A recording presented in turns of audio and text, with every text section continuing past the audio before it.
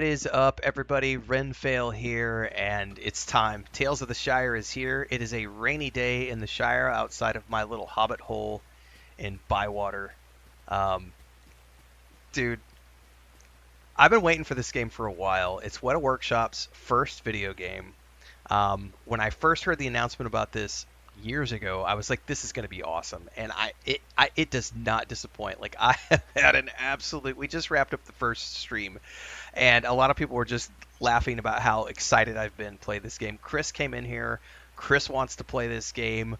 I know my brother and his wife and their kids are wanting to get this for the Switch to play this game together. It's a cozy crafting game. Um, it's a lot of fun. Let me walk you through it. This is my early thoughts video on this. If you haven't ever watched my review process before, I don't rate games on a scale of 1 to 10. Instead, I have a three-part review process. We start with an early thoughts video, which comes after the first stream. In this case, we just wrapped up the first stream.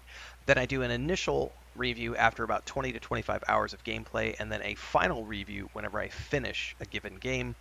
After that is done, you get an aggregate look at what my thoughts are on a game from the first initial all the way through to the end.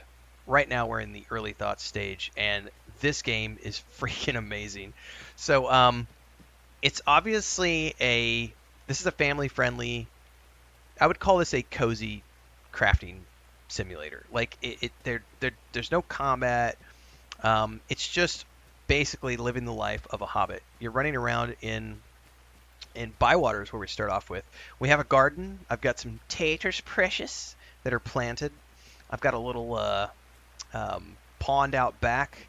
It is raining right now during this day, it's got a really nice subtle effect. I have my hobbit hole here right now, which I've just I'm in the early stages of unlocking that. And then out here is this wide open Shire realm that we can go explore and go run around in and do quests in. And I've only uncovered a tiny little bit of it. I've only kind of ran around and met a few people here. And we've been doing all sorts of fun stuff. So there are lots of things to do in this game, but it is focused primarily on building relationships with the townsfolk through making food. So the core of this game is crafting crafting delicious delicacies in your kitchen. So, and I've just got the very basic kitchen right now. So you can come in here, you have a pantry back in the back. There's a crafting mini game that you can get into where you can, all the different recipes you've earned. There's a whole system here that you can get into. Then there's your home itself, which we've only unlocked the early stages of. It can be expanded. And then this is where I'm going to lose so much of my time because everything in here can be changed. So like I can come in here and say, I want to change the style of flooring.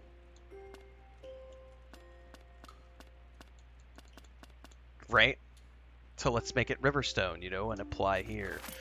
And then we can close that down, and suddenly I've got Riverstone in here, So I'm just we're gonna lose all sorts of time in here. I haven't worried about customizing things yet. And there's all these different components like cushions and furniture and the wainscoting and the woodwork and all these different things and chests and beds and just all sorts of stuff that you can place and things that and move around, and you get more as you quest throughout the game. You find things to completely customize your house, which is freaking amazing.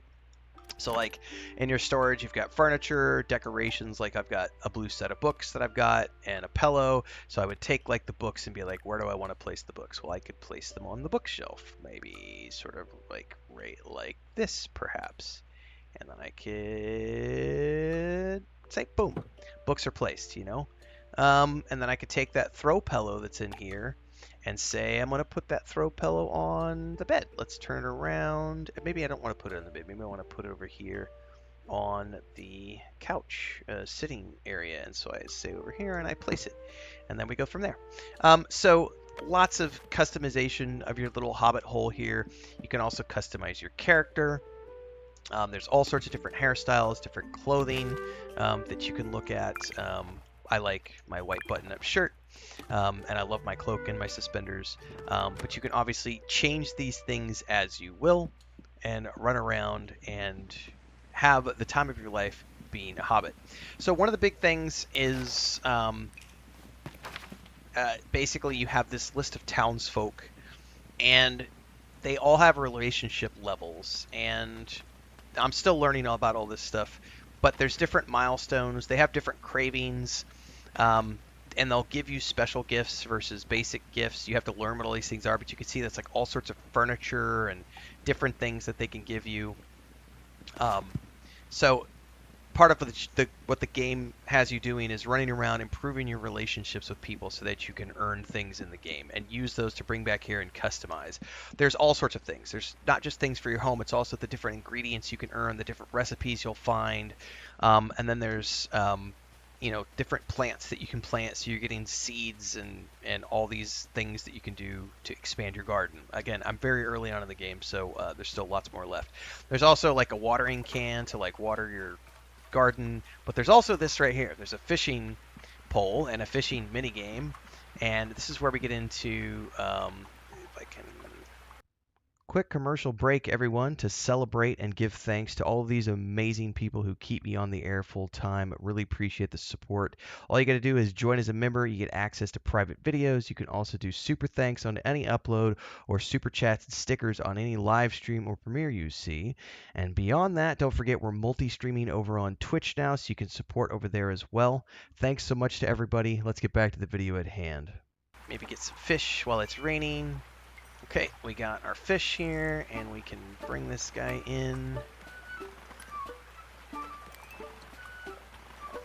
Oh, we got him, we got him, we got him. Gotcha. Dawn Dace, we can keep it or we can release it. I'm going to keep it because I still want to do lots of cooking. But this is where you get into, like, the complexities of, like, going in here to the fish and realizing that, there's different types of fish have a preference for like dry weather versus wet weather versus afternoon versus evening versus morning, when you're going to be able to have the most chances of catching them, where you can find them, like these ones are in Old Ruby's Pond, and then all seasons. So there are seasons here as well, and so that's important for like crafting your or planting your garden and things of that nature. There's also things like running around and harvesting blackberries and things that you find in the local environment. There's seasoning and fruits and veggies and things, and you bring those back and you drop them in your pantry, which you then use for cooking later on. There is a day and night cycle. The NPCs all generally meet up at the Green Dragon later on, which we can run down the road to. I'm going to place all these into my pantry so that I'm not carrying them around. There is limited inventory. You are expected to come back and deposit things in your pantry at the end of sort of each day. There's also a sleep cycle, and if you don't come back here and sleep, you sleep late. If you sleep late, you can't do enough things during the day. There are things that you can do during the day that you can't do at night, such as watering. There's plants and other things to be done. But there's also, like in this case, the NPCs tend to go over to the Green Dragon at nighttime, so you can usually find them all gathered up over here at the Green Dragon, and you can go hang out with them all. So, like I said, I am loving this game. It is everything I wanted it to be. Someone asked me, like, what's your thoughts on this game? And I was like, I don't rate games anymore, and I haven't for a long time. I just talk about the things that I love. I have nothing bad to say about this game. I love it. It's everything I wanted it to be. I love the art style. I love the music. It's quirky. It's cozy. It's family friendly. It's fun. It's a Hobbit game.